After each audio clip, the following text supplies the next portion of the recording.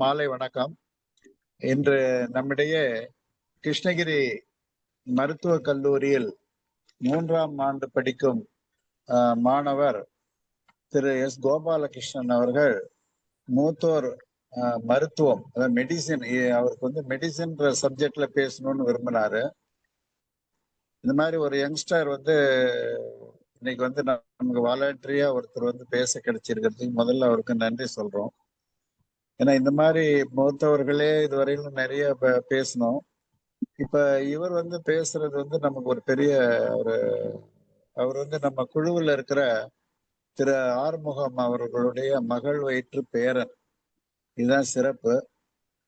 அதுல அவர் இப்ப நம்ம கூட அவருடைய இப்ப 3rd இயர்ல என்ன கத்துட்டு இருப்பாரு, என்ன இன்ட்ரெஸ்ட் அப்படிங்கிறத பத்தி நம்ம கூட சொல்ல போறாரு. அது முதல்ல அவர் இங்கிலீஷ்ல பேசுறேன் சார் அப்படின்னு சொன்னாரு. இந்த தமிழ் ப்ரோக்ராம் நீங்க எது வேணா இங்கிலீஷும் தமிழும் கலந்து கூட பேசுங்க, அப்புறம் இங்கிலீஷ்ல பேசுறதுக்கு உங்களுக்கு வாய்ப்பு கிடைக்கும் அப்படின்ற மாதிரி அவரு நல்வாழ்த்துகள் தெரிவிச்சார். இனிமே அவருடைய இப்ப மருத்துவ கல்லூரியில படிக்கிறாரு. அந்த கிருஷ்ணகிரி மாவட்டத்துல முதல்ல ஒரு மருத்துவ கல்லூரி அரசாங்கத்தின் மூலயமா, தமிழ்நாடு அரசாங்கத்தின் மூலயமா ஏற்படுத்தப்பட்டு அதுல அவர் படிக்கிறதுக்கு ஒரு வாய்ப்பு, ஒரு தருமபுரி நகரை சேர்ந்தவர், இந்த மாதிரியான ஒரு வாய்ப்பு அவருக்கு கிடைச்சிருக்கு. இது வருங்காலத்துல அவர் இந்த கோர்ஸ் எல்லாம் முடிச்சுட்டு மேல் படிப்பு படிச்சு எந்த மாதிரியான வகையில அவர் மக்களுக்கு சேவை செய்ய போறாருங்கிறது இப்ப ஆரம்பத்துல நமக்கு தெரியுது. இந்த கூட்டத்துல கலந்துக்கிறேன் அவர் கேட்டது எனக்கு ரொம்ப ரொம்ப மகிழ்ச்சியா இருந்தது. அவருக்கு நம்ம குழுவின் சார்பாக, மூத்தவர்கள் சார்பாக அவருக்கு நல்வாழ்த்துக்களை தெரிவிப்போம். தொடர்ந்து அவர் பேசி முடித்த பின்னால அவரிடம் நாம் ஊக்கமளிக்கும் வகையில சில ஆலோசனைகள் அல்லது கருத்துக்கள் அல்லது வினாக்கள் எந்த வகையிலாவது அவரோடு நாம் கலந்துரையாடலாம் என்று தெரிவித்துக் கொண்டு அவரை பேச அழைக்கிறேன். நன்றி திரு கோபாலகிருஷ்ணன், நீங்க பேசலாம். Okay sir, thank you sir.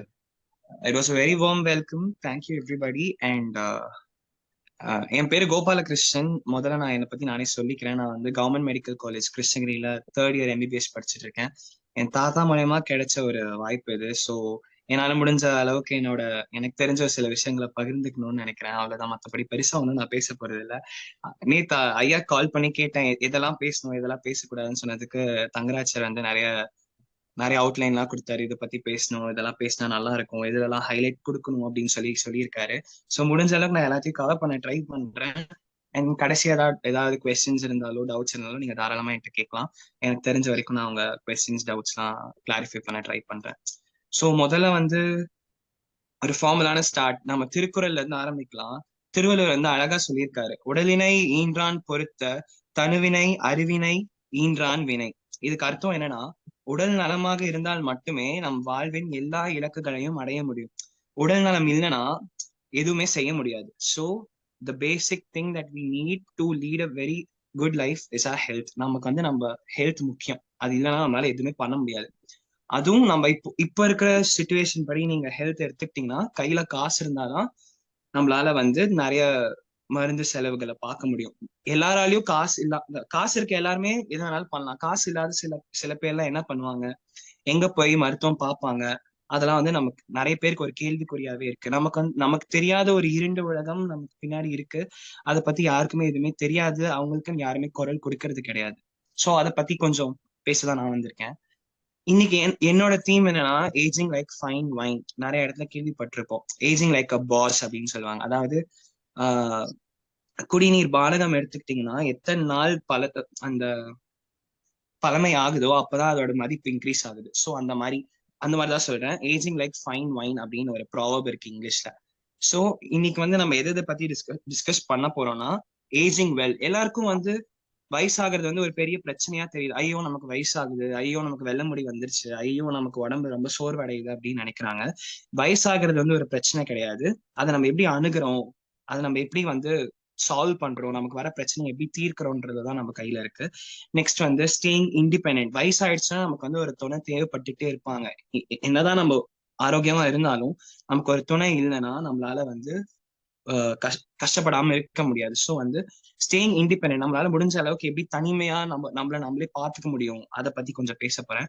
And getting the best possible care. எல்லாராலையுமே எல்லா இடத்துலயும் போய் வைத்தியம் பார்த்துக்க முடியாது. பணம் இருக்கிறவன் நல்லா பெரிய ஹாஸ்பிட்டல்ல போய் வைத்தியம் பார்த்துப்பான். பணம் இல்லாதவன் எங்க போவான்? கவர்மெண்ட் ஹாஸ்பிட்டல் தான் போகணும். கவர்மெண்ட் ஹாஸ்பிட்டல் போனா அங்க அவனுக்கு என்னென்ன பிரச்சனை இருக்கு, அங்க அவன் என்னென்ன பிரச்சனைகளை சந்திக்கிறான், அங்க போய் அவன் யார் யார்கிட்ட காலில் விழுந்து கையில விழுந்து கஷ்டப்பட்டு வெளியே வரான். எல்லாமே எல்லாருக்கும் ஈஸியா கிடைச்சிட மாட்டேங்குது. நானே கவர்மெண்ட் காலேஜ்ல படிக்கிறேன். என் காலேஜ்ல பேஷண்ட்ஸ் வராங்க செய்யறாங்க, நான் பாக்குறேன். அவங்க வந்து எவ்வளவு கஷ்டப்படுறாங்க, எது இந்த விஷயத்துல அவங்க கஷ்டப்படுறாங்க. ஒரு கவர்மெண்ட் ஹாஸ்பிட்டல் வந்து ஒரு ரொம்ப பெரிய ஹாஸ்பிட்டல். எல்லா கவர்மெண்ட் ஹாஸ்பிட்டலுமே ரொம்ப பெருசு. நிறைய பேருக்கு தெரியாது எங்க போய் எதை செய்யணும். இப்ப வந்து ஒரு எலும்பு முறிவு பிரிவுக்கு வந்திருக்காங்கன்னா அவன் வந்து எங்க போய் எக்ஸ்ரே எடுக்கணும்னு அவனுக்கு தெரிய மாட்டேங்குது. ஏன்னா கைடன்ஸ் கிடையாது. கவர்மெண்ட் ஹாஸ்பிட்டல்ல போர்ட் எல்லாம் போட்டிருக்கான். படிக்க தெரிஞ்சவன் படிச்சு போயிடுவான். படிக்க தெரியாதவன் என்ன பண்ணுவாங்க? சோ இந்த மாதிரி நிறைய பிரச்சனைகள் இருக்கு. அதே மாதிரி இப்ப ஏதாவது ஒரு ஊசி போடணும், ஒரு வேக்சின் போடணும், தடுப்பூசி போடணும்னா அதுக்கு அத்தனை புரோட்டோகால் இருக்கு கவர்மெண்ட் ஹாஸ்பிட்டல்ல.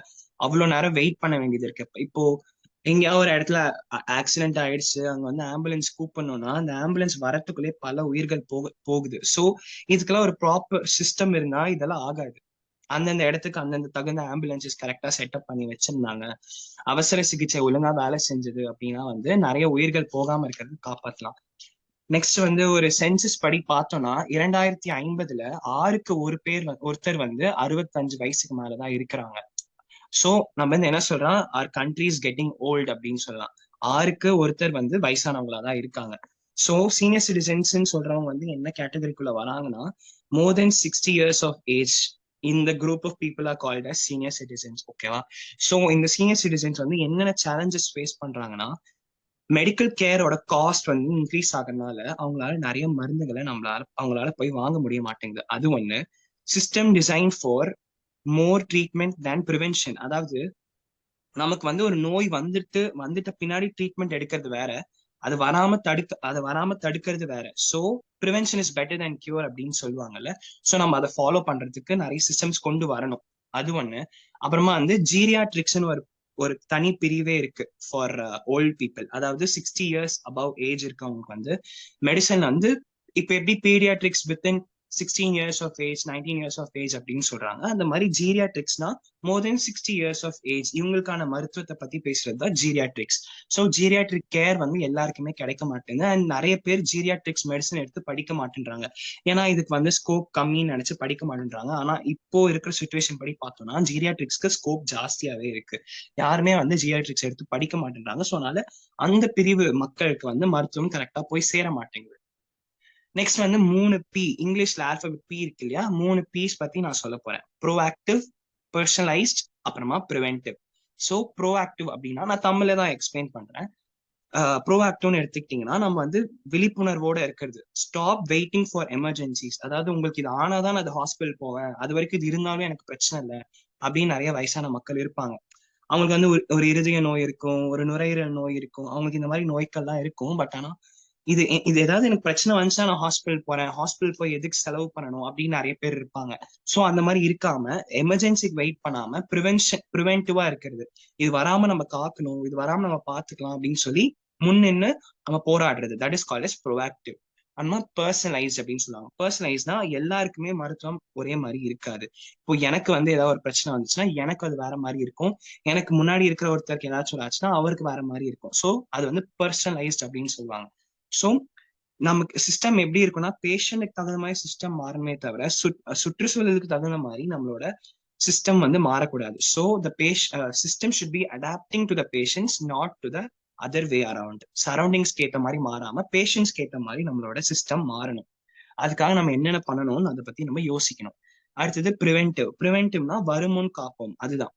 ஸோ ப்ரிவென்டிவா இருக்க நம்ம என்னென்ன பண்ணணும்? ஒழுங்கா சாப்பிடணும். அதுக்கு என்ன மாதிரி சாப்பாடு எடுத்துக்கணும், இந்த மாதிரி எக்ஸசைஸ் பண்ணணும், எவ்வளவு நேரம் எக்ஸசைஸ் பண்ணணும், நம்ம லைஃப் ஸ்டைல் மாடிஃபிகேஷன்ஸ் என்னென்ன பண்ணணும், நம்ம இது பண்ணக்கூடாது, என்னென்ன மாதிரி உணவு எடுத்துக்கணும், எவ்வளவு புரோட்டீன் எடுத்துக்கணும், எவ்வளவு விட்டமின்ஸ் எடுத்துக்கணும், எவ்வளவு பழங்கள் எடுத்துக்கணும், அதை பத்தியும் நான் கடைசியா சொல்றேன்.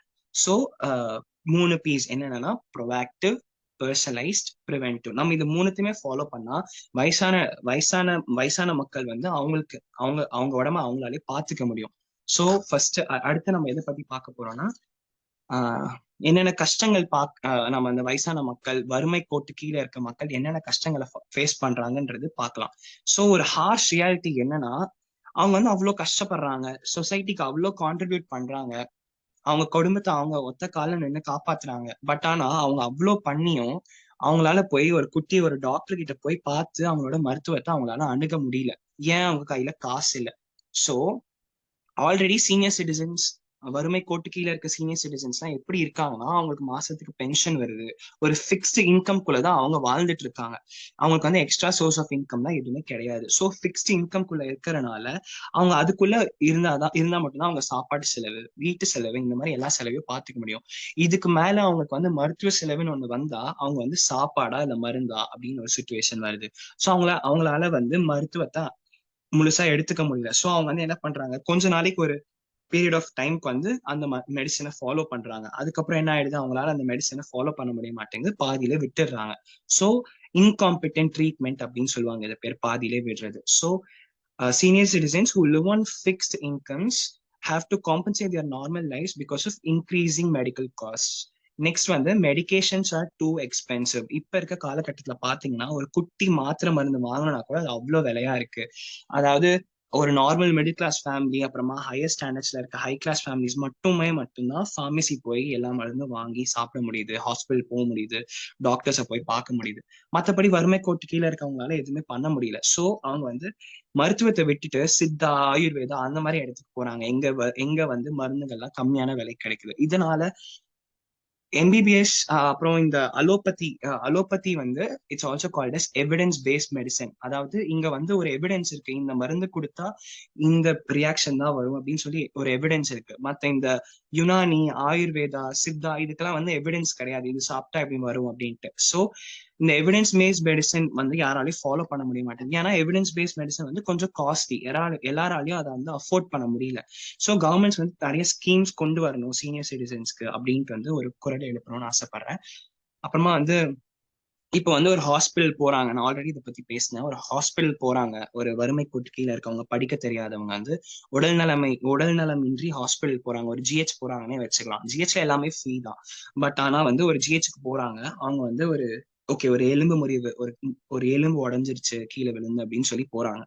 டாக்டர் வந்து எக்ஸ்ரே போய் எடுத்துட்டு வாங்கன்னு சொல்லி எழுதி கொடுக்குறாங்க. அவங்களுக்கு வந்து எக்ஸ்ரே எங்க போய் எடுக்கணும்னு தெரிய மாட்டேங்குது. அதனால என்ன பண்றாங்க, அவங்க வந்து இந்த மாதிரி எல்லாம் பண்ணா அவங்க பயந்துட்டு எக்ஸ்ரே எல்லாம் எடுக்கணும், இதெல்லாம் எங்க போய் அலையிறது அப்படின்னு சொல்லிட்டு against medical advice AMA form அப்படின்னு ஒரு ஃபார்ம் சைன் பண்ணிட்டு நான் எங்க ஊர்லயே பார்த்து போய் வைத்தியம் பண்ணிக்கிறேன் அப்படின்னு சொல்லிட்டு போயிடுறாங்க. ஸோ அவங்க ஊர்லயே போய் வைத்தியம் பண்றாங்கன்னு சொல்லிட்டு என்ன பண்றாங்க, மாவு கட்டு போடுறாங்க. எங்க நல்லாம்பட்டி அந்த மாதிரி நிறைய இடத்துக்கு போய் கட்டுலாம் போடுறாங்க. ஸோ இந்த மாவு கட்டு போடுறதுனால நிறைய சைடு எஃபெக்ட்ஸ் இருக்கு, நிறைய பிரச்சனைகள் இருக்கு. அதுக்கு எக்ஸாம்பிள் எடுத்துக்கிட்டீங்கன்னா கம்பார்ட்மெண்ட் சிண்ட்ரோம் வந்து ஒரு பெரிய பிரச்சனை. இதுக்கு இந்த மாவுக்கட்டுலாம் போறதுனால, இந்த மாவுக்கட்டு போறதுனால என்ன ஆகுதுன்னா, இறுக்கி இப்ப வந்து கை எலும்பு உடஞ்சிருக்குன்னா கையை சுத்தி மாவுக்கட்டு போடுவாங்க. ரொம்ப இறுக்கி போடுறதுனால பிளட் வெசல்ஸ், அதாவது ரத்த குழாய்கள் நம்ம கைக்கு போறது வந்து டைட்டா மூடுறனால அது வந்து க்ளோஸ் ஆயிடுது. ஸோ க்ளோஸ் ஆகுறதுனால என்ன ஆகுது, கை விரல்களுக்குலாம் வந்து ரத்தம் போய் சேர மாட்டேங்குது. ஸோ ரத்தம் போய் சேராதனால கை வந்து அழுகிற நிலைமைக்கு போகுது. ஸோ இது பேர் வந்து கம்பார்ட்மெண்ட் சிண்ட்ரோம் அப்படின்னு சொல்லுவாங்க. ஸோ இந்த மாதிரி மாவுக்கட்டு வந்து டாக்டர்ஸ் போடாம வெளியே இருக்கவங்க போட்டா அது எவ்வளவு பெரிய பிரச்சனை வரனால கையே போயிடுது. ஸோ இவங்க வந்து அகைன்ஸ்ட் மெடிக்கல் அட்வைஸ் போறதுனால அவங்க வந்து கையே இழக்கிற நிலைமைக்கு போயிடுறாங்க. ஸோ வந்து மருந்து காஸ்ட்லியா இருக்கு, அலைச்சல் ஜாஸ்தியா இருக்கு, எங்க போய் எதை பண்ணணும்னு தெரியல, கவர்மெண்ட் ஹாஸ்பிட்டல்ல எது எங்க இருக்குன்னு தெரிய மாட்டேங்குது, கைடன்ஸ் கிடைக்க மாட்டேங்குது அப்படின்னு சொல்லிட்டே நிறைய பேர் வந்து ஹாஸ்பிட்டலுக்கே வர்றது கிடையாது. அப்புறம் வந்து வயதான மக்கள் வந்து யாரும் வேலைக்கு போறது இல்லை, அவங்க வேலைக்கு போய் ரிட்டையர் ஆயிட்டாங்க, அவங்களுக்கு வந்து ஒரு ஃபிக்ஸ்டு இன்கம் இருக்கு. ஸோ இதனால என்னன்னா அவங்களுக்கு வந்து பேசிக் நீட்ஸ்க்கு மட்டும்தான் காசு இருக்கும். டெய்லி சாப்பாடு வாங்க, கேஸ் வாங்க, அப்புறம் வந்து வீட்டு செலவு பார்த்துக்க, இதுக்கு மட்டும்தான் காசு இருக்கும். ஒன்ஸ் அவங்களுக்கு மெடிக்கல் செலவு அப்படின்னு வந்துருச்சுன்னா சாப்பாடா இல்ல மெடிக்கல் செலவா, வீட்டு செலவா இல்ல மெடிக்கல் செலவா அப்படின்னு வந்துருது. ஸோ அவங்க என்ன பண்றாங்க, பிரிஸ்கிரிப்ஷனுக்கு காசு கொடுக்காம, பிரிஸ்கிரிப்ஷன் எல்லாம் போய் எதுவும் வாங்காம அவங்க பாட்டுக்கு அவங்க வாழ்க்கையை வாழ்ந்துட்டு இருக்காங்க. என்னதான் உடம்பு சரியில்லைனாலும் எனக்கு இது காசு இல்லை வாங்க அப்படின்னு சொல்லிட்டு யாருமே போய் வாங்குறது கிடையாது. ஸோ அதனால வந்து உங்களுக்கு பேசிக் நீட்ஸ் வந்து காம்பன்சேட் பண்ணிட்டு தான் மெடிக்கல் நீட்ஸை வாங்க வேண்டியதா இருக்கு. ஒரு சில மக்கள் பேசிக் நீட்ஸ், எனக்கு சாப்பாடு இல்லைனாலும் பரவாயில்ல, மருந்து மாத்திரை தான் வேணும்னு சொல்லிட்டு இருக்காங்க. சில பேர் எனக்கு மருந்து மாத்திரையே வேணும், எனக்கு சாப்பாடு இருந்தா போதும் அப்படின்னு சில சில பேர் இருக்காங்க. இந்த 2 பேர் மக்களுமே ரொம்ப கஷ்டத்துல இருக்காங்க. அது 2 பேர் மக்களோட வாழ்க்கையை நம்ம மாத்தணும். அப்புறம் வந்து நெக்ஸ்ட் வந்து இப்போ ஒவ்வொரு டிபார்ட்மெண்ட் ஆஃப் மெடிசன், அதாவது ஆர்த்தோபெடிக்ஸ், ஆப்தால், இஎன்டி, இந்த மாதிரி ஒவ்வொரு பிரிவு மெடிசன்லயும் வந்து என்னென்ன பிரச்சனை இந்த சீனியர் சிட்டிசன்ஸ் ஃபேஸ் பண்றாங்க அப்படின்ட்டு வந்து நான் பேச போறேன். நெக்ஸ்ட் வந்து ஆப்தால்மாலஜி. ஆப்தால்மாலஜினா கண்ணு பத்தி படிக்கிறது ஆப்தால்மாலஜி. ஆப்தால்மாலஜி டிபார்ட்மெண்ட்ல என்னென்ன பிரச்சனைகள் வந்து ஜீரியாட்ரிக் பேஷன்ஸ், அதாவது சீனியர் சிட்டிசன்ஸ் ஃபேஸ் பண்றாங்கன்னா, கேட்ராக்ட். கேட்ராக்ட்னா எல்லாருக்குமே தெரியும், ஒவ்வொரு குடும்பத்திலயும் அட்லீஸ்ட் ஒருத்தருக்காச்சும் அது வந்திருக்கும். என் பாட்டி கூட வந்திருக்கு. ஸோ கேட்ராக்ட்னா பொற விழுறது அப்படின்னு சொல்லுவாங்க. லென்ஸுக்கு பின்னாடி ஒரு பொற விழுறது அப்படின்னு சொல்லுவாங்க தமிழ்ல. ஸோ இது வந்து யூஸ்வலி வந்து ட்ரீட்மெண்ட் வந்து சர்ஜிக்கல் ட்ரீட்மெண்ட் மட்டும்தான் பாசிபிள், மற்ற எதுவுமே பண்ண முடியாது. ஸோ எல்லாராலையும் இந்த கேட்ராக்ட் சர்ஜரி பண்ணிக்க முடியாது. ஸோ காசு இல்லாதவங்க எல்லாம் வந்து கேட்ராக்ட் சர்ஜரி பண்ணிக்கிறது கிடையாது. அப்புறமா சில பேர் சர்ஜரினாலே பயப்படுறாங்க. ஐயோ மயக்கம் வந்து கொடுக்கணுமா, ஐயோ போய் ஆப்ரேஷன் தியேட்டர் போகணுமா அப்படின்னு சொல்லிட்டு நிறைய பேர் கண்ணு தள்ளினாலும் பரவாயில்ல அப்படின்னு சொல்லிட்டு கேட்ராக்ட் சர்ஜரி பண்ணிக்க மாட்டேறாங்க. ஏர்லி ஸ்டேஜஸ்ல இருந்தா ஈஸியா அது கியூர் பண்ணிடலாம். நெக்ஸ்ட் வந்து ஏஜ் ரிலேட்டட் மேக்குலா டீஜெனரேஷன் அப்படின்னு சொல்லுவாங்க. மேக்குலான்றது கண்ணுல ரெட்டினான்னு ஒரு பகுதி இருக்கு. இந்த ரெட்டினால கண்ணு நல்லா ஷார்ப்பா தெரியணுன்றதுக்காக இருக்க ஒரு ஏரியா தான் மேக்குலா. ஸோ வயசு ஆக ஆக இந்த மேக்குலா வந்து சில பேருக்கு வந்து அழிஞ்சிட்டே வரும், டீஜெனரேட் ஆகிட்டே வரும். ஸோ இந்த மாதிரி இருக்கிற கண்டிஷனுக்கும் சர்ஜிக்கல் ட்ரீட்மெண்ட் தான் மோஸ்ட்லி வந்து கடைசி ஸ்டேஜ்ல தான் டயக்னோஸ் பண்ணுவாங்க. ஸோ வந்து இது வந்து ஏர்லி ஸ்டேஜஸ்லேயே கண்டுபிடிச்சிட்டாங்கன்னா இது ஈஸியா ப்ரிவென்ட் பண்ணலாம். நெக்ஸ்ட் வந்து குளாக்கோமான்னு ஒரு நோய் இருக்கு. குளாக்கோமானா கண்ணுக்குள்ள ப்ரெஷர் இன்க்ரீஸ் ஆகுறதுனால கண்ணு தெரியாம போறது பேர் தான் குளாக்கோமான்னு சொல்லுவாங்க. இது யூஸ்வலா ஏர்லி ஸ்டேஜஸ்லயே வந்து விட்டோம்னா ட்ரீட் பண்ணிடலாம். ஏர்லி ஸ்டேஜ் விட்டுட்டு அப்படியே போனா போட்டோம் அப்படின்னு சொல்லி விட்டோம்னா கடைசியா கண்ணை இழக்கிற சுச்சுவேஷன் கூட வந்துடும். So குளாக்கோமா can be treated very easily. அப்புறமா வந்து டயபெட்டிக் ரெட்டினோபதி. இப்போ சுகர் இருக்கவங்களுக்கு எல்லாம் வந்து என்ன ஆகும்னா லேட் ஸ்டேஜஸ்ல ரெட்டினான்னு ஒரு பகுதி இருக்கும்னு சொன்னேன் கண்ணுல. ஸோ இந்த மாதிரி சுகர் இருக்கவங்களுக்கு என்ன ஆகும்னா இந்த டயபெட்டிக் ரெட்டினோபத்தின்னு ஒரு நோய் வரும். அதாவது ரெட்டினாக்கு போற ரத்த குழாய்கள் வந்து சுருங்கி போறனால டயபெட்டிக் ரெட்டினோபத்தின்னு வரும். ஸோ இதனால என்ன ஆகுதுன்னா கண்ணு தெரியாம போறதுக்கான வாய்ப்புகள் ஜாஸ்தி. அப்புறமா வந்து ட்ரை ஐ சிண்ட்ரோம் அப்படின்னு சொல்லுவாங்க. ட்ரை ஐ சிண்ட்ரோம்னா கண்ணுல வந்து டியர்ஸ், அதாவது கண்ணு தண்ணி உற்பத்தி ஆகாம கண்ணு வந்து ட்ரை ஆகி போறது. ஸோ இது வந்து ட்ரை ஐ சிண்ட்ரோம்னு சொல்லுவாங்க. ஸோ அந்த ட்ரை ஐ சிண்ட்ரோமுக்கு வந்து என்னென்ன சிம்டம்ஸ்னா கண்ணு எரிச்சலா இருக்கும், கண்ணுல இருந்து தண்ணி வராது, பட் ஆனா தண்ணி வர மாதிரி இருக்கிற ஃபீலிங். ஸோ இது பேர்லாம் வந்து ட்ரை ஐ சிண்ட்ரோம் அப்படின்னு சொல்லுவாங்க. ஸோ அடுத்த டிபார்ட்மெண்ட் சர்ஜரி டிபார்ட்மெண்ட் எடுத்துக்கிட்டீங்கன்னா எல்லாருக்குமே காமனா வயசானவங்களுக்கு எல்லார் வீட்லயும் அட்லீஸ்ட் ஒருத்தருக்காச்சும் வந்திருக்கும். ஹெர்னியா அப்படின்னு சொல்லுவாங்க. ஹெர்னியா நோய் என்ன? ஹெர்னியானா அது வந்து நம்ம உடல்ல இருக்க தசைகள், வயிற்றும் காலுக்கு சுத்தி இருக்க தசைகள் வந்து வீக் ஆகுறதுனால குடல் வெளியே வர்றது பேர் தான் ஹெர்னியா அப்படின்னு சொல்லுவாங்க. இதுக்கு ரெண்டு வகை இருக்கு. டைரக்ட் ஹெர்னியா, இன்டைரக்ட் ஹெர்னியா அப்படின்னு சொல்லுவாங்க. டைரக்ட் ஹெர்னியா வந்து வயசான மக்கள்ல, டைரக்ட் ஹெர்னியா வந்து குழந்தைங்கள்ல வர்றது, இன்டைரக்ட் ஹெர்னியா வந்து வயசான மக்கள்ல வர்றது. ஓகேவா? சோ இதுக்கான ட்ரீட்மெண்ட் வந்து சர்ஜரி தான். ஸோ சர்ஜரி பண்ணிக்கலாம். இது பேர் வந்து ஹெர்னியோபிளாஸ்டி அப்படின்னு சொல்லுவாங்க. இந்த சர்ஜரியில ஒண்ணுமே கிடையாது. இது ரொம்ப ஒரு 45 மினிட்ஸ் சர்ஜரி தான். அந்த இடத்த ஒரு குட்டி இன்சிஷன் போட்டு அந்த இடத்துல வந்து ஒரு மெஷ் பிளேஸ் பண்ணிட்டு குடல் உள்ள தள்ளிட்டு மேல மெஷ் பிளேஸ் பண்ணிட்டு ஸ்டிச்சஸ் போட்டு விடுவாங்க. ஸோ இது பேர் தான் ஹெர்னியோபிளாஸ்டி அப்படின்னு சொல்லுவாங்க. ஸோ நிறைய பேருக்கு வர்றது வந்து ஹெர்னியா நோய் தான் நிறைய பேருக்கு வர்றது. என் தாத்தா கூட இருக்கு அந்த நோய். ஆறுமுகம் கிடையாது, இன்னொரு தாத்தாக்கு. நெக்ஸ்ட் வந்து கோமாபிலிட்டிஸ் நினைச்சு கோமாபிலிட்டிஸ்னால நிறைய காம்ப்ளிகேஷன்ஸ் வரும். கோமாபிலிட்டிஸ்னா இப்போ வந்து ஒருத்தர் ஒரு சர்ஜரிக்கு போறாங்க. அந்த சர்ஜரிக்கு போறதுக்கு முன்னாடி எல்லா டெஸ்ட்டுமே பண்ணுவாங்க. சுகர் இருக்கான்னு பார்ப்பாங்க, பிளட் பிரஷர் பிபி ஜாஸ்தியா இருக்கான்னு பார்ப்பாங்க, அவங்களுக்கு ஏதாவது இருதய பிரச்சனை இருக்கான்னு பார்ப்பாங்க, கிட்னி டிசீசஸ் ஏதாச்சும் இருக்கான்னு பார்ப்பாங்க. ஸோ வந்து வயசான மக்கள்ல அதிகமா இருக்கிற நோயின்னு பார்த்துக்கிட்டோம்னா டயபெட்டிஸ், அதாவது சுகர், அப்புறமா வந்து ஹைப்பர் டென்ஷன், அதாவது பிபி அதிகமா இருக்கிறது, அப்புறமா வந்து ஹார்ட் டிசீஸ், இருதய பிரச்சனைகள் அதிகமா இருக்கும், இல்லைன்னா வந்து கிட்னி டிசீஸ் அதிகமா இருக்கிறது. ஸோ இதெல்லாமே தான் வயசான மக்கள்ல அதிகமா ப்ரிவலண்டா இருக்கிற டிசீசஸ். டயபெட்டிஸ் சுகர் எல்லார் வீட்லயுமே சுகர் வந்து ரொம்ப காமன். அவங்க வந்து எதனால இது சுகர் வருதுன்னா நிறைய சின்ன வயசுல இருந்து நிறைய சுகர் எடுத்துக்கிட்டா இது மாதிரி வந்துரும் அப்படின்னு சொல்லுவாங்க. பட் ஆனா அதோட காஸ், அது ஒன் ஆஃப் த காசஸ் தான். உள்ளுக்குள்ள இன்சுலின் ஒரு ஹார்மோன் இருக்கு. அந்த ஹார்மோன் வந்து ஒழுங்கா சிந்தசிஸ் ஆகல, ஒழுங்கா சுரக்கிறதுனால தான் இந்த டயபெட்டிஸ்ன்னு ஒரு நோய் வருது. டயபெட்டிஸ் வந்து எந்த அளவுக்கு கொடுமையான ஒரு நோய்னா, அதை விட்டுட்டோம்னா நிறைய பிரச்சனைகளுக்கான வாய்ப்பு இருக்கு. மைக்ரோ ஆஞ்சியோபதி, மேக்ரோ ஆஞ்சியோபதி, அதாவது பெரிய பெரிய ரத்த குழாய்கள்ல பிரச்சனை வருது, சின்ன ரத்த குழாய்கள்ல பிரச்சனை வருது. அப்புறம் வந்து ரெட்டினோபதி, அதாவது ஆல்ரெடி சொன்னேன்ல, கண்ணுக்கு போற ரத்த குழாய்கள் சுருங்கி போறதுனால கண்ணு தெரியாம போறது. அப்புறம் வந்து நியூரோபதி, அதாவது கால் கை மறுத்து போறது.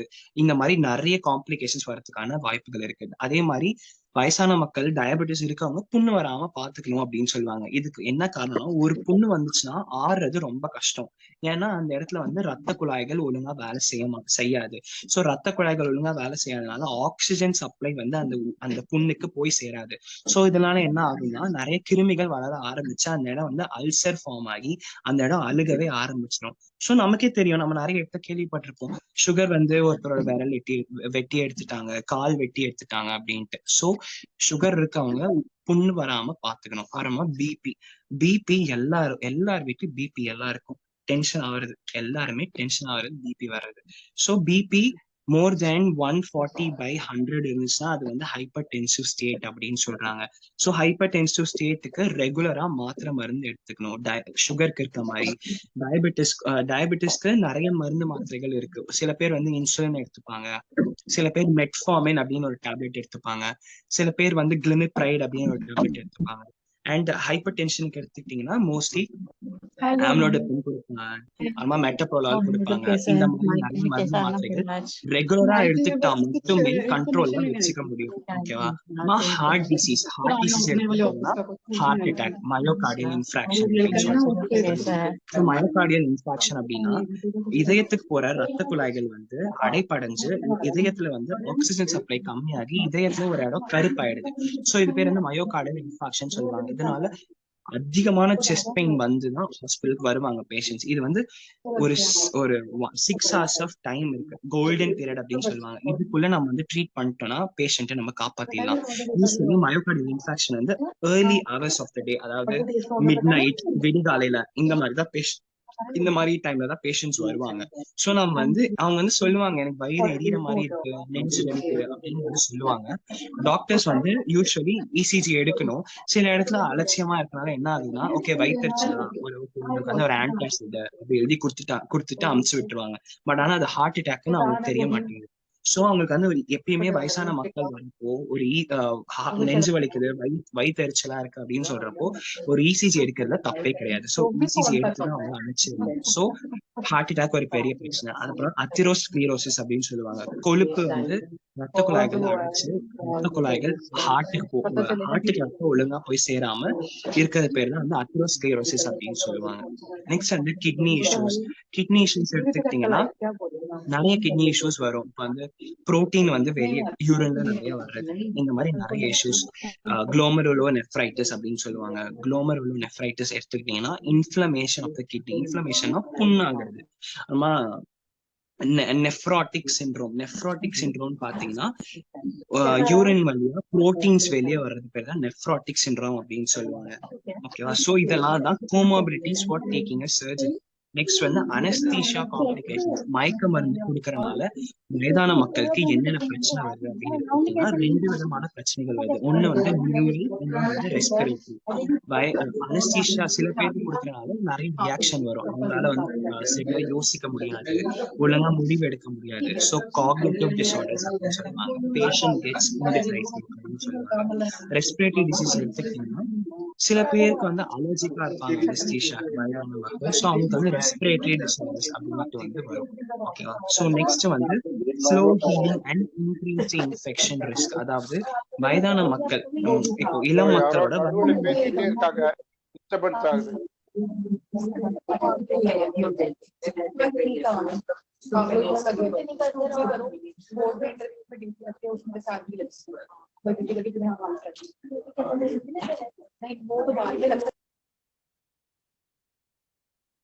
ஓகே, வயதான மக்களுக்கு இருக்க ஒரு பெரிய பிரச்சனை என்னன்னா ஸ்லோ ஹீலிங்னா புண்ணு ஆறுறது.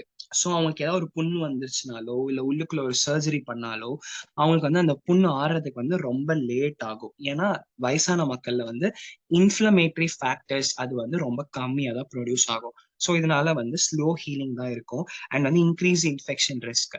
ஏன் இன்ஃபெக்ஷன் வந்து வயதான மக்கள் அதிகமா இருக்குன்னா அவங்களுக்கு வந்து இம்யூனிட்டி கம்மியா இருக்கும். ஸோ இம்யூனிட்டி கம்மியா இருக்கனால இன்ஃபெக்ஷன்ஸ் ஜாஸ்தியா இருக்கு. இப்போ ஒரு சர்ஜரி எல்லாம் பண்ணிட்டோம்னா ஒரு புண்ணு வரும். ஸோ புண்ணு வரனால அவங்களோட உள்ள இருக்க தசைகள், தோள்கள், எலும்புகள் வந்து வெட்ட வெளியா எக்ஸ்போஸ் ஆகுது. ஸோ எக்ஸ்போஸ் ஆகுறதுனால நிறைய கிருமிகளுக்கு எக்ஸ்போஸ் ஆகுது. ஸோ வயதான மக்கள்ல இம்யூனிட்டி இல்லாதனால இந்த கிருமிக்கு எக்ஸ்போஸ் ஆகுறதுனால இன்ஃபெக்ஷனோட ரிஸ்க் ஜாஸ்தியாவே இருக்கு. நெக்ஸ்ட் வந்து மேல் நியூட்ரிஷன். மேல் நியூட்ரிஷன் எடுத்துக்கிட்டா வயதான மக்கள், அதாவது வறுமை கோட்டு கீழே இருக்கவங்களுக்கு தான் இந்த மேல் நியூட்ரிஷன் வரும். மேல் நியூட்ரிஷன்னா தேவையான நியூட்ரிஷன் அவங்களுக்கு கிடைக்காம புவரா இருக்கு. ஐ மீன் புவர் பாடி பில்டிங் இருக்கிறது, அதாவது வந்து மசில் லாஸ் இருக்கிறது. ஸோ மசில் லாஸ் வந்து இங்கிலீஷ்ல ஒரு வார்த்தையை சொல்லுவாங்க, சாக்ரோபீனியா அப்படின்னு சொல்லுவாங்க. இது பேர் என்னன்னா, சாக்ரோனா தசை, பீனியானா கம்மியாகிறது. ஸோ மசில் லாஸ் இருக்கும் மேல் நியூட்ரிஷன் எடுத்துக்கிறனால. வயதான மக்கள், அதாவது வறுமை கோட்டு கீழே இருக்கவங்க வந்து தினமும் ஒரு ஆப்பிள் வாங்கி சாப்பிடு அப்படின்னு டாக்டர் சொல்லுவாங்க. ஒரு ஆப்பிள் ஒரு கிலோ 200 ரூபாய். ஒரு வறுமை கோட்டு கீழே இருக்க ஒரு வயசான ஆளு போய் ஒரு கிலோ ஆப்பிள் வாங்கி சாப்பிட முடியுமா வாரத்துக்கு? அவங்களால முடியாது. அதே மாதிரி மாதுளம்பழம் வாங்கி சாப்பிடுங்க, உங்களுக்கு ரத்தம் இல்லை அப்படின்னு சொல்றாங்க. மாதுளம்பழம் 200 ரூபாய் ஒரு கிலோ, எல்லாருனாலையும் வாங்கி சாப்பிட முடியுமா? கண்டிப்பா முடியாது. ஸோ அவங்க வந்து மேல் நியூட்ரிஷன் அப்படின்னு ஒரு பெரிய ஒரு விஷஸ் சர்க்கிள்ல இருக்காங்க. தேவையான நியூட்ரியன்ஸ் அவங்களுக்கு கிடைக்க மாட்டேங்குது. நெக்ஸ்ட் வந்து கார்டியோவாஸ்குலர் இஷ்யூஸ் ஆல்ரெடி நான் பேசுறது தான்.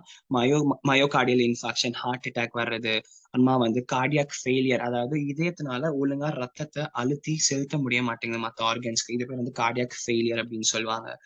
பிபி அதிகமா இருக்கிறது, இதெல்லாம் வந்து இருதய பிரச்சனைகள். ரெஸ்பிரேட்டரி பிரச்சனைகள், அதாவது நுரையீரல் பிரச்சனைகள் எடுத்துக்கிட்டா ஆஸ்துமா, சிஓபிடி, இந்த மாதிரி நிறைய நோய்கள் இருக்கனால சர்ஜிக்கல் காம்ப்ளிகேஷன்ஸ் ஜாஸ்தியாவே இருக்கு. யாருக்கு? Senior citizens. அண்ட் அதுவும் வறுமை கோட்டு கீழே இருக்க சீனியர் சிட்டிசன்ஸ் இன்னமும் பிரச்சனை ஜாஸ்தியா தான் இருக்கு.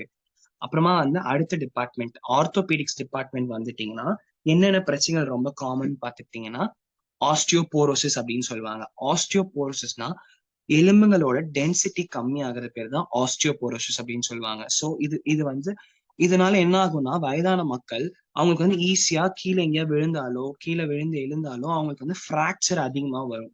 ஸோ ஆஸ்டியோபோரோசிஸ் வந்து ரொம்ப காமன் யாருக்கு? Old age பீப்புள்ல.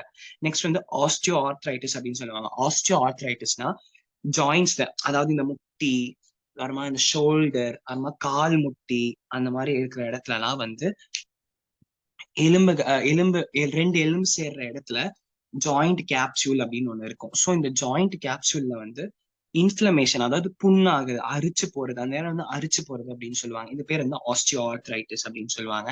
So osteo ஆர்த்ரைட்டிஸ்க்கான treatment எடுத்துக்கிட்டீங்கன்னா பெயின் கில்லர்ஸ் நிறைய, எல்லாருமே ஒரு வலி வந்தா எல்லாருமே வாங்கி போறது பேராசிட்டமால் போட்டா சரியாயிடும் அப்படின்னு இருக்காங்க. ஸோ பேராசிட்டமால் அந்த மாதிரி பெயின் கில்லர்ஸ் போடலாம். இல்லைன்னா வந்து ரொம்ப ஹையர் ஸ்டேஜஸ், என் ஸ்டேஜ் ஆஸ்டியோ ஆர்த்ரைட்டிஸ் எல்லாம் வந்துருச்சுன்னா அவங்க வந்து பண்ண வேண்டிய சர்ஜரி வந்து ஆர்த்தோஸ்கோபி இல்ல ஆர்த்தோபிளாஸ்டி அப்படின்னு சொல்லுவாங்க. ஸோ இந்த மாதிரி சர்ஜரிஸ் பண்ணி ஆஸ்டியோ ஆர்த்ரைட்டிஸை ட்ரீட் பண்ணலாம். நெக்ஸ்ட் வந்து ஹிப் ஃப்ராக்சர்ஸ்.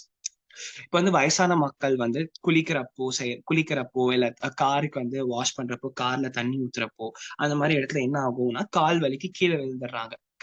கை உடையதோ இல்லையோ, கால் உடையதோ இல்லையோ, இடுப்பு உடஞ்சிரும். So hip fractures are most common in old age people. So இதுக்கு வந்து ஹிப் ரீஜெனரேட்டிவ் சர்ஜரின்னு சொல்லுவாங்க. இது வந்து ஒரு பெரிய சர்ஜரி, ரெக்கவரி டைம் ரொம்ப ஜாஸ்தியா இருக்கும். நெக்ஸ்ட் வந்து ஸ்பைனல் டீஜெனரேஷன் அப்படின்னு சொல்லுவாங்க, அதாவது முதுகு தண்டு டீஜெனரேட் ஆகுது. இது வந்து ஸ்பாண்டோலைசிஸ் அப்படின்னு சொல்லுவாங்க. அப்புறமா வந்து ஸ்பைனல் ஸ்டீனோசிஸ் ஒண்ணு இருக்கு, அதாவது முதுகு தண்டுக்குள்ள ஸ்பைனல் கார்டு அப்படின்னு சொல்லி ஒரு நர்வ் ட்ராக், மூளையில இருந்து ஒரு நர்வ் ட்ராக் போகுது. இது வந்து அந்த முதுகு தண்டுக்கு நடுவுல போறப்போ இந்த முதுகு தண்டு ரொம்ப நேரோ ஆகுறது பேர் narrowing is called stenosis. And இப்படி நேரா வர வேண்டியது இப்படி நேரோ ஆச்சுன்னா அது பேர் ஸ்டீனோசிஸ் சொல்லுவாங்க. ஸோ இதனால என்ன ஆகும்னா பல இடத்துல வலி ரேடியேட் ஆகும். முதுகெலும்பு இப்போ வந்து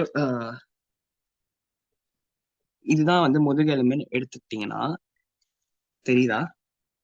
சோ இதுதான் முதுகெலும்பு. இது முதுகெலும்புக்குள்ள இந்த மாதிரி ஸ்பைனல் கெனால் போகும். ஸோ ஸ்பைனல் கெனால் நிறைய இடத்துக்கு போகும், கைக்கு போகும், காலுக்கு போகும், இந்த மாதிரி நிறைய இடத்துக்கு போகும். இதெல்லாம் நரம்புகள். சோ இந்த இடத்துல சுருக்கம், அதாவது சுருங்கி போறதுனால என்ன ஆகுதுன்னா நரம்புகள்ல அழுத்தம் வருது.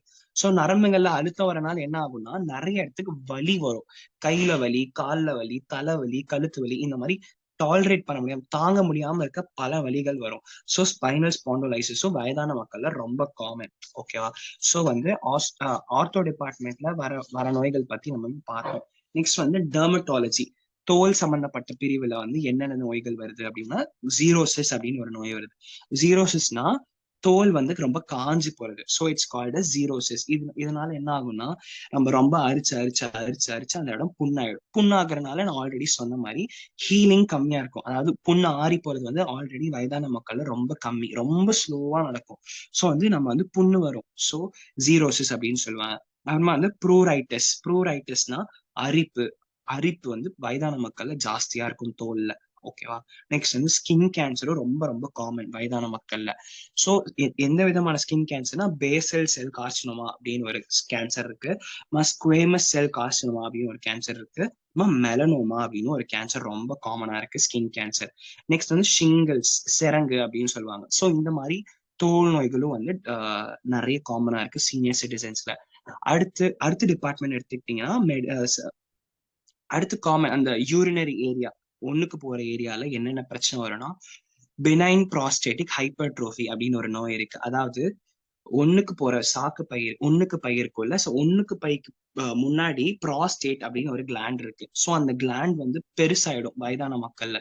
ஸோ அந்த ஒண்ணுக்கு போற ஏரியாவுக்கு முன்னாடி இருக்க இந்த ப்ராஸ்டேட் வந்து பெருசாகிறதுனால என்ன ஆகும்னா ஒண்ணுக்கு போற இடத்துல வந்து ப்ரெஷர் அதிகமாகும். ஸோ இதனால என்ன ஆகும்னா வயதான மக்கள்னால ஒழுங்கா யூரினேட் பண்ண முடியாது, ஒழுங்கா யூரின் வெளியே வராது. ஏன்னா அந்த இடத்துல அழுத்தம் இருக்கனால பிளாக் ஆயிடும் கீழே.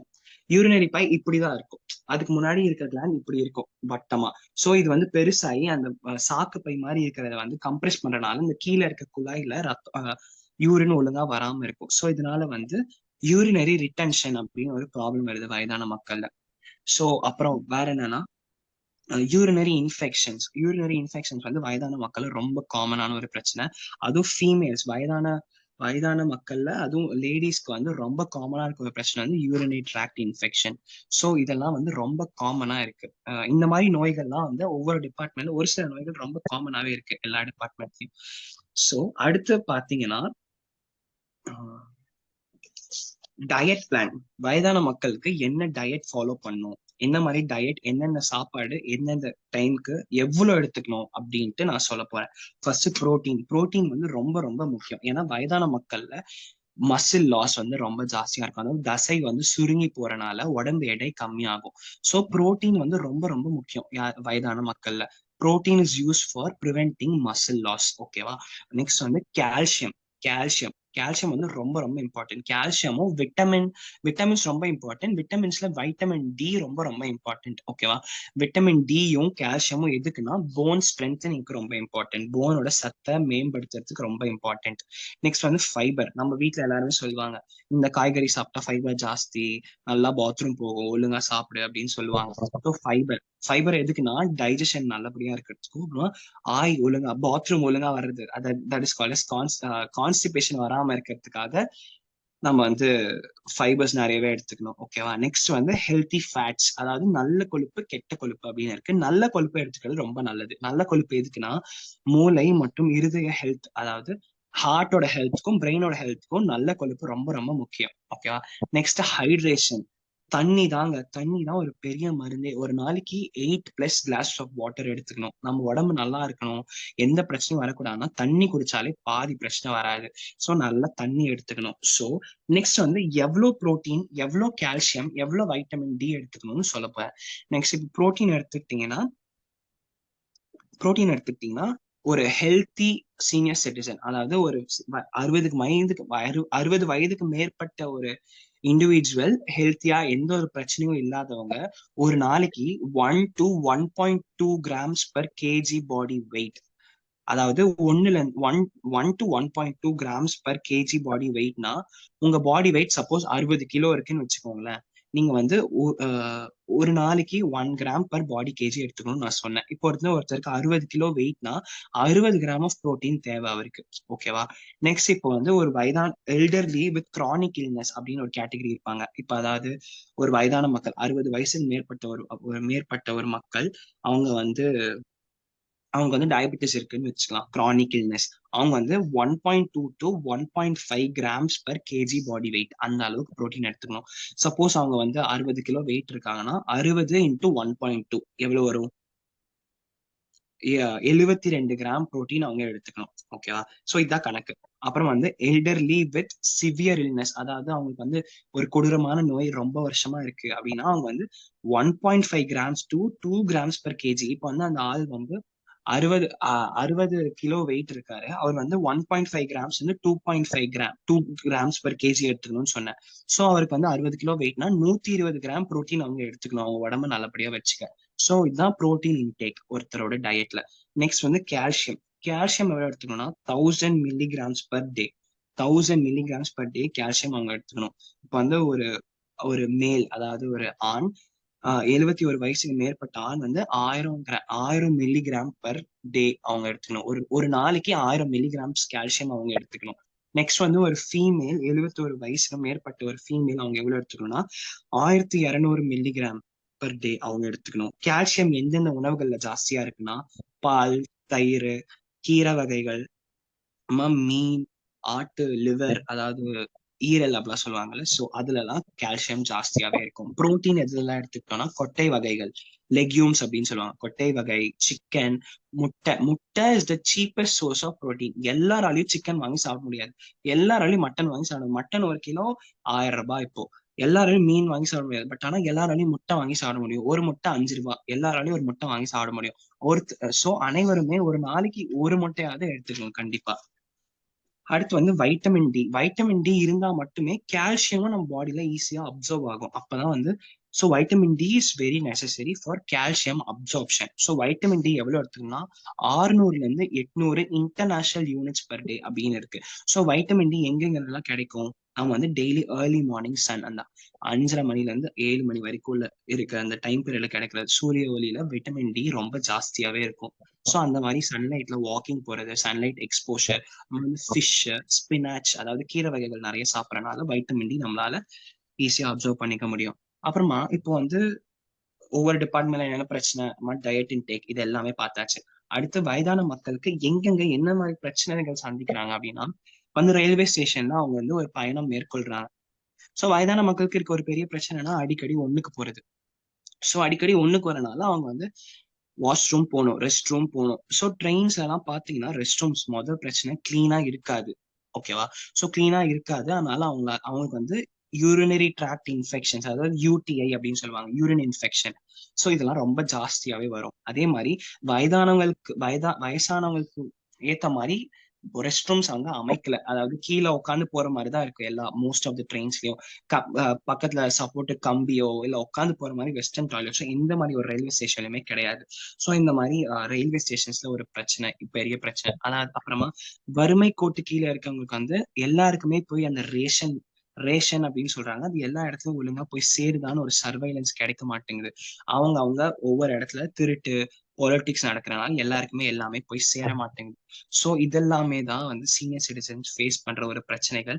ஸோ என்னால முடிஞ்ச அளவுக்கு நான் கவர் பண்ணிட்டேன், என்னால என்னென்ன சொல்ல முடியுமோ. So thanks for the opportunity. I thank my grandfather mister Arumugam and I thank Mr. Tangaraj sir for giving me this wonderful opportunity. Thank you so much. மிகவும் அருமையாக பேசிட்டீங்க. ரொம்ப இம்ப்ரெசிவா எல்லா சப்ஜெக்டையும் பேசுறது வந்து இவ்வளவு யங் ஏஜ்ல நிறைய தயார் பண்ணிருக்கீங்க. அதுக்காக உங்களுக்கு இந்த குழுவின் சார்பாக நன்றி தெரிவித்துக் கொள்கிறோம். இப்போ முதியவர்கள் அப்படிங்கறதுல வந்து நாங்க மூத்தவர்கள் தான் சொல்லுவோம், முதியவர்கள்னே சொல்ல விரும்புறது இல்லை. சீனியர் சிட்டிசன்ஸ்க்கு வந்து நாட் ஏஜ்டுன்னு சொல்றது. ஏஜ் வந்து ஒரு கவுண்டிங், ஒரு நம்பர் தான் அது.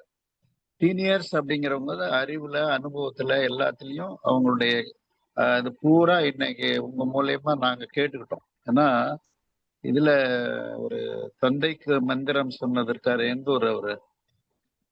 எந்த ஊர்ல, கும்பகோணம் பக்கத்துல ஒரு முருகன் கோயில் இருக்குல்ல, அது மாதிரி சிவன் வந்து சுவாமி மலைதான். அது மாதிரி ஆமா, முருகனுக்கு வந்து சிவனுக்கு வந்து முருகன் சொல்லி கொடுப்பாரு. அதான் சுவாமி மலை. அது மாதிரி நல்லா பேசிட்டீங்க. சாதாரணமான நம்ம எதிர்பார்த்ததை விட இது மாதிரி ஒரு ஒரு சின்ன வயசுல வந்து இந்த மாதிரி ஒரு நம்முடைய சப்ஜெக்டை தெரிஞ்சுக்கிறது, அதை புரிஞ்சுக்கிறது, அதை மற்றவங்களுக்கு சொல்றதுங்கிறது ரொம்ப மகிழ்ச்சியானது. இனிமே ஒவ்வொருத்தரும் அவங்கவுங்க கருத்தை வந்து அவரை பத்தி அவருடைய பேச்சுல உங்களுக்கு என்ன பிடிச்சது, இன்னும் என்ன அவருக்கு ஆலோசனை சொல்றீங்க. ஒரு வளரக்கூடிய ஒரு மருத்துவர், அவருக்கு வந்து மூத்தவர்களாகிய உங்களுடைய வாழ்த்துதல் முக்கியம். நீங்களே மைக்கை மியூட் பண்ணிட்டு, எனக்கு இதுல இன்னைக்கு என்ன தெரியல, இந்த இதுல வந்து யார் யார் பேசுறாங்கன்னு கூட என்னால கண்டுபிடிக்க முடியல. அந்த இது ஒர்க் ஆக மாட்டேங்குது. அதனால நீங்களே பேசி அவருக்கு என்கரேஜ் பண்ணலாம் நம்ம. தேங்க்யூ. ஹலோ, பேசுங்க. ராமானுஜம் பேசுறேன். பேசுங்க. ராமானுஜம் பேசுறேன். பேசுங்க.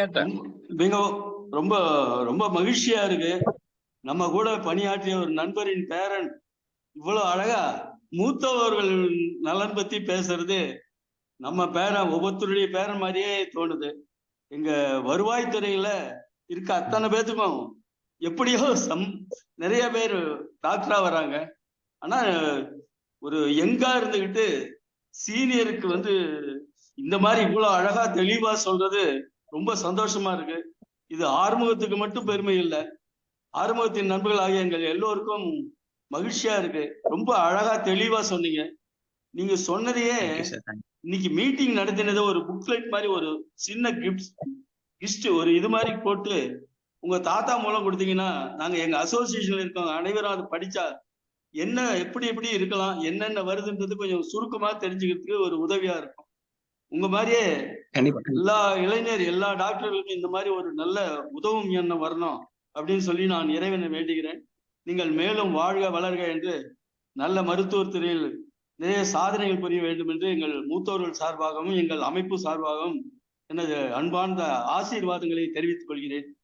நன்றி, அடுத்தது யாராவது பேசுங்க. மைக் யாராவது நெக்ஸ்ட். நான் இன்னும் ஒரு 15 நிமிஷம் இருக்கு. அதுக்குள்ள எல்லாருக்கும் வாய்ப்பு, எல்லாரும் அவங்கவுங்களே பேசுங்க. Hello, Narayanan retired deputy collector பேசுறேன். நன்றி சார். ஆரம்பத்துல இருந்தது கவனிக்க முடியல, நெட்வொர்க் சரியா வரல இருக்கு. அதனால பாதியில ஜாயின் பண்ண வேண்டிய ஒரு நிலைமை இருக்கு. அவரு டாக்டர்கிட்ட ஒரு இது கேட்கலான்னு ஒரு டவுட்டு. சாதாரணமா டாக்டர்கிட்ட போனான்னா சீக்கிரமே குணமாகணும்னு சொல்லிட்டு ஸ்டிராய்டு டேப்லெட் கொடுக்குறாங்கன்னு சொல்றாங்க. ஸ்டிராய்டுனா என்ன, அது எந்த டேப்லெட்ல ஸ்டெராய்டு இருக்கு, எதுல இல்ல, ஸ்டெராய்டுனால நம்மளுக்கு எப்படி கிட்னி எஃபெக்ட் ஆகுமா, அதை பத்தி கொஞ்சம் விவரமா சொல்லுங்க. ஸ்டீராய்டு மாத்திரை வந்து எதுக்கு நீங்க படிச்சவரையும் சொல்லுங்க, அவ்வளவுதான். Okay sir. ஸ்டீராய்டு மாத்திரை எதுக்கு கொடுக்குறாங்கன்னா, ஒரு இடத்துல இப்போ வந்து மோஸ்ட்லி ஒரு இடத்துல வலி இருக்கு, ஒரு இடத்துல அரிப்பு இருக்கு, இந்த மாதிரி ஒரு சில விஷயங்களுக்கு மட்டும் தான் ஸ்டீராய்ட்ஸ் கொடுப்பாங்க. அந்த இடத்துல வந்து வேற எந்த மாத்திரையும் வேலை செய்யல, வேற எதுவுமே கொடுத்து வேலை செய்யலன்னா ஸ்டீராய்ட்ஸ் கொடுப்பாங்க. எல்லா மாத்திரை மருந்துலையும் ஸ்டீராய்ட்ஸ் கிடையாது. ஒரு குறிப்பிட்ட மருந்து மாத்திரைகளை மட்டும்தான் ஸ்டீராய்ட்ஸ் கலக்குறாங்க. ஸோ இந்த ஸ்டீராய்ட்ஸோட வேலை என்னன்னா, அந்த இடத்துல போய் அந்த அரிப்பு, அந்த வலி அதை கம்மி பண்றதுதான் ஸ்டீராய்ட்ஸ்.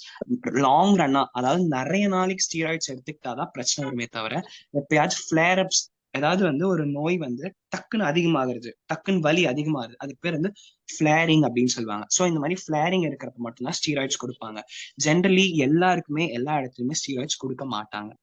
ஸ்டீராய்ட்ஸ் வந்து எந்த மருந்துனாலையும் வேலை செய்யலனா மட்டும்தான் ஸ்டீராய்ட்ஸ் கொடுப்பாங்க. ஸோ லாங் ரன்ல ஸ்டீராய்ட்ஸ் எடுத்துக்கிட்டா மட்டுமே பிரச்சனை வருமே தவிர, அப்பப்போ ஸ்டீராய்ட்ஸ் எடுத்துக்கிறனால ஒரு பிரச்சனைகள் வராது. நன்றிங்க. எந்த மாத்திரையில எவ்வளவு ஸ்டெராய்டு இருக்கான்னு நம்மளுக்கு எப்படி தெரிஞ்சுக்கிறது? அது வந்து கண்டென்ட்ஸ்ல தான் பாக்குறாரு. அந்த மெடிசன்ல கண்டென்ட்ஸ்னு ஒண்ணு போட்டிருக்காங்க. ஒவ்வொன்றிலையும் ஸ்ட்ரிப்ல அதனுடைய காம்பினேஷன் இருக்கு. எல்லா மாத்திரையிலயும் காம்பினேஷன் இருக்கு. காம்பினேஷன்ல ஸ்டெராய்டு இருக்கான்றது நம்ம எப்படி தெரிஞ்சுக்கிறது? அதுதான் டாக்டர் கிட்ட தான் நம்ம கேட்கணும். அதை காமிச்சு டாக்டர் ரிலீஃப் கிடைக்கணும்னு சொல்லிட்டு பிரிஸ்கிரைப் பண்ணிடுறாரு. ஏன்னா ஜெனரலி டாக்டர்களுக்கு அவங்களுக்கு சீக்கிரமா அவங்க கொடுக்குற மாத்திரைனால குணமாகணும். அப்பதான் அவருடைய நிறைய பேர் பேஷண்ட் வருவாங்கங்கிறது ஒரு எண்ணம் இருக்கு. இத ஜென்ரலா தெரிஞ்சுக்கிறது தான் எல்லாருமே தெரிஞ்சுக்கலாம். மெடிக்கல்ல அதனால அவர் கொடுக்குற மாத்திரையில ஸ்டெராய்டு இருக்கா இல்லையான்னு தெரிஞ்சுக்கிறதுக்கு ஏன்னா நம்மளா இவர் தெரிஞ்சுக்கிறது. இவருடைய இதுக்கு அந்த மெடிசனல் ஃபேக்டரிஸ் இருக்கு பாருங்க, பார்மாசிக்கல் கம்பெனிஸ், அவங்க அதுல அனுபவம் உள்ளவங்கள்ட்ட நம்ம கேட்டு அப்புறம் பேசிக்கலாம். நம்ம அப்படி ஓகே சரி ரைட். கண்டினியூ பண்ணணும். இவர் ஏன் டாக்டர் எனக்கு வந்து டவுட் அவ்வளவுதான், வேற ஒண்ணு கேட்டது Okay, நல்லது. இத அப்புறம் வச்சுக்கலாம் நம்ம. ஓகே. ஏன்னா இவர்கிட்ட பாவம் நம்ம இப்பதானே வந்திருக்காரு நமக்கு. பரவாயில்ல ஒன்றும் பிரச்சனை இல்லை சார். அடுத்ததுங்க, ஏன்னா எல்லாரும் பேசணும்னு ஒரு இது இருக்கிறவங்க, விருப்பம் இருக்கவங்க. இப்ப சண்முகம் இருக்காரு, அவரெல்லாம் ரெகுலரா பேசுறவங்க. அப்புறம் எனக்கு யார் பேருன்னு தெரியல, அதனாலதான் கேக்குறேன் நான். அந்த இது என்னால மானிட்டர் பண்ண முடியல இப்ப.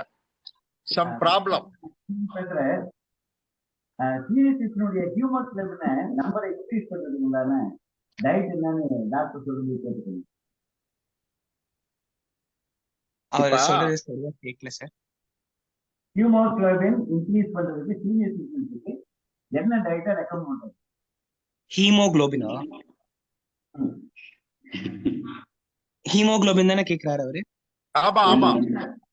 ஓகே, ஹீமோகுளோபின் வந்து எப்படி அதிகப்படுத்தணும் அப்படின்னா, முதல்ல ஹீமோகுளோபின்னா என்னன்னா, ரத்தம் வந்து சிகப்பா இருக்கிறதுக்கு காரணம் தான் ஹீமோகுளோபின். ஸோ ஹீமோகுளோபினோட வேலையை என்னன்னா, ஆக்சிஜன் வந்து பைண்ட் பண்ணி உடல்ல இருக்க எல்லா இடத்துக்கும் எடுத்துட்டு போறது தான் ஹீமோகுளோபினோட வேலை.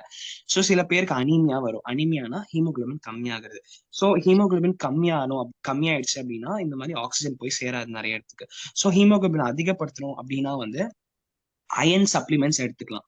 அதாவது அயன் டேப்லெட்ஸ் இல்லைன்னா அயன் டானிக்ஸ், இதெல்லாம் வந்து நம்ம டாக்டரோட பிரிஸ்கிரிப்ஷனுக்கு ஏற்ற மாதிரி அவங்க டோஸ் எழுதி கொடுப்பாங்க. இவ்வளோ எடுத்துக்கணும், நீங்க 1 முடி அயன் சிரப் கொடுக்கணும், 2 முடி குடிக்கணும் அப்படின்னு சொல்லி கொடுப்பாங்க. அவங்க உங்களோட பிளட்ல எவ்வளவு ஹீமோகுளோபின் இருக்குன்னு அதுக்கு தகுந்த மாதிரி அயன் சப்ளிமெண்ட்ஸ் கொடுப்பாங்க. Folic acid supplements. தம்பி, உணவுல இப்ப பேரிச்சம்பளம் சொல்றாங்க சில பேரு, அந்த மாதிரி. ஓகே, பேரிச்சம்பழம் எடுத்துக்கலாம், மாதுளம்பழம் எடுத்துக்கலாம், அப்புறம் அந்த காஞ்ச திராட்சை, இந்த மாதிரி காஞ்ச ஃப்ரூட்ஸ், அதாவது ட்ரை ஃப்ரூட்ஸ் அதாவது நிறைய எடுத்துக்கலாம். ஆப்பிள் எடுத்துக்கலாம், பீட்ரூட் நிறைய எடுத்துக்கலாம். சோ இந்த மாதிரி உணவு வகைகள் எடுத்தா ஹீமோகுளோபின் நிறைய வரும் உடம்புல. எஸ். நெக்ஸ்ட் சொல்லுங்க. புரோட்டீன் இன்க்ரீஸ் பண்றதுக்கு, அதாவது புரோட்டீன் டயட் என்ன டயட் நீங்க ரெக்கமெண்ட் பண்றீங்க ஃபார் புரோட்டீன்? சார் அதான் சொல்லிட்டார்ல, ஃப்ரூட்ஸ், உள்ளார் திராட்சை, பேரிச்சம்பழம். அது வந்து ஹீமோகுளோபின். நான் சொல்றது புரோட்டீனுக்கு டயட் என்ன ரெக்கமெண்ட் பண்றீங்க? புரோட்டீனா நட்ஸ் மாதிரி சாப்பிடும். புரோட்டீன் வந்து ரொம்ப முக்கியம். புரோட்டீன் வந்து எதுலாம் கிடைக்கணும்? சிக்கன், அதாவது பிராய்லர் கோழிலாம் இல்லாம நாட்டுக்கோழி, அவர் வந்து சிக்கன், மட்டன், அப்புறமா முட்டை. எல்லாராலையும் சிக்கன் மட்டன் வாங்கி சாப்பிட முடியாது, முட்டை எல்லாராலையும் வாங்கி சாப்பிட முடியும். சோ முட்டை ஒரு நாளைக்கு ஒரு முட்டையாவது எல்லாருமே எடுத்துக்கிறது ரொம்ப நல்லது. வெஜிடேரியன் பத்தி சொல்லுங்க. வெஜிடேரியன் பாத்தீங்கன்னா கொட்டை வகைகள், அதாவது சன்னா, நிலக்கடலை, அதாவது கிரவுண்ட் நட், அப்புறம் வந்து அந்த பட்டாணி, இந்த மாதிரி நிறைய அது என்ன சொல்லுவாங்க, கொட்டை வகைகள் மூலமா புரோட்டீன். உளுந்தங்கஞ்சி, பச்சை பயிறு, அதெல்லாம் பச்சை பயிறு, அது மாதிரி.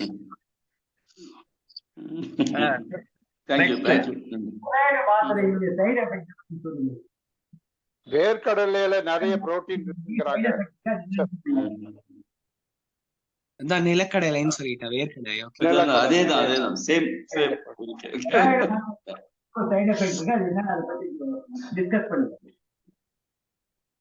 இது சார். சார் நெக்ஸ்ட் யாராவது இருக்காங்களா? யாராவது பேசுறவங்க இருக்காங்களா? மகளிர் யாராவது இருக்காங்களா? மொத்தம் எத்தனை பேர் கலந்துருக்காங்க? சண்முகம் சார் 23.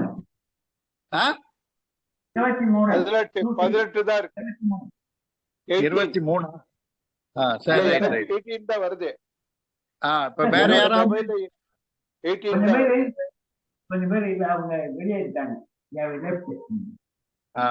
வேற யாராவது சொல்லு, வேற யாராவது?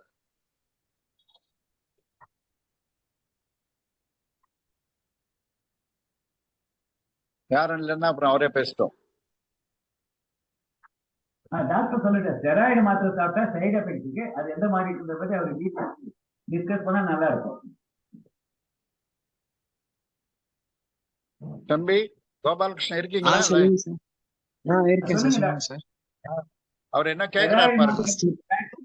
ஸ்டெராய்ட் சாப்பிடறதுனால என்னென்ன சைடு எஃபெக்ட்ஸா?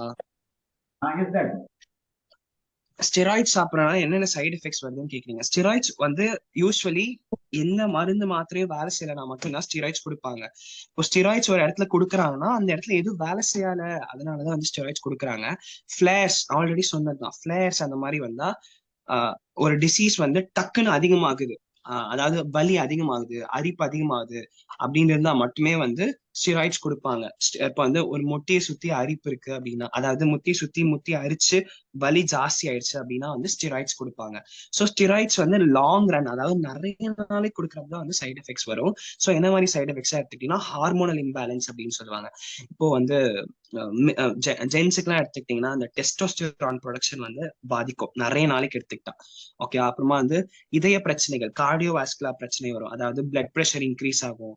அப்புறமா வந்து ஹார்ட் அட்டாக் வரதுக்கான வாய்ப்புகளும் நிறையவே இருக்கும். இதெல்லாம் வந்து ரொம்ப நாளைக்கு வருஷ கணக்கா ஸ்டெராய்ட்ஸ் எடுத்துக்கிட்டா மட்டுமே, ஒரு நாள் 2 நாள், ஒரு வாரம் 2 மாசம் அப்பெல்லாம் எடுத்தா எதுவும் ஆகாது. ரொம்ப வருஷமா எடுத்துக்கிட்டா மட்டுமே ஸ்டெராய்ட்ஸ்ல வந்து சைடு எஃபெக்ட்ஸ் வரும். அப்புறமா லிவர் டேமேஜ், அதாவது லிவர் சிரோசிஸ் அப்படின்னு சொல்லுவாங்க, லிவர் டாக்ஸிசிட்டி அப்படின்னு சொல்லுவாங்க.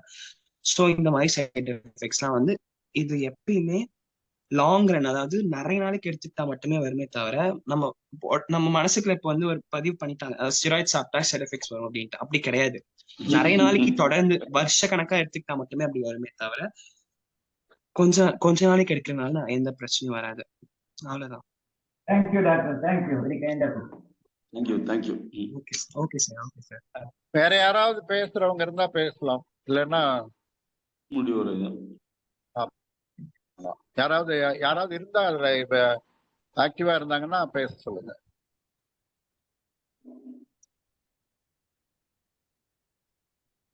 ஹலோ, யாருங்க? கோபாலன். எப்படி கோபாலன்? சொல்லுங்க.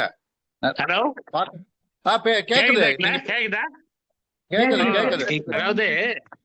கேக்குது. அதாவது ஒரு 2-3 நோய் சேர்ந்த மாதிரி சில பேர் இருக்கு. பிபி, சுகரு, வேற கால்வலி, இது மாதிரி இருக்கு.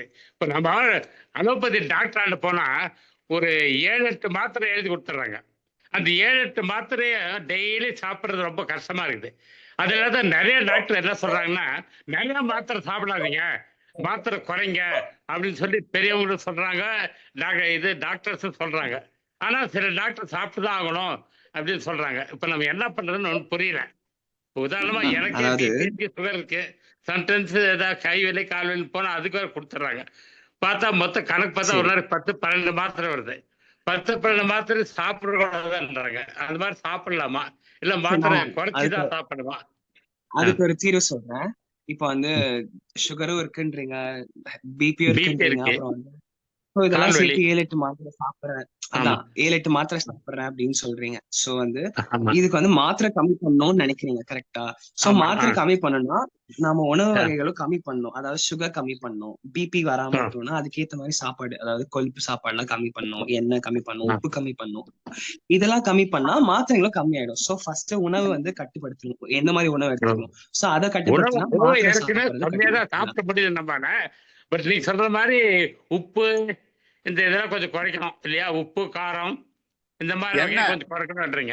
உப்பு, காரம், அப்புறமா இந்த ஆயிலி ஃபுட்ஸ், அதாவது எண்ணெய் இருக்கிற ஃபுட்ல கம்மி பண்ணா ஆட்டோமேட்டிக்கா மாத்திரை கம்மி பண்ணலாம். ஆமா, அந்த மாதிரி ஹெல்த்தியா சாப்பிட்டா மாத்திரைகளை கம்மி பண்ணிடலாம். ஓகே.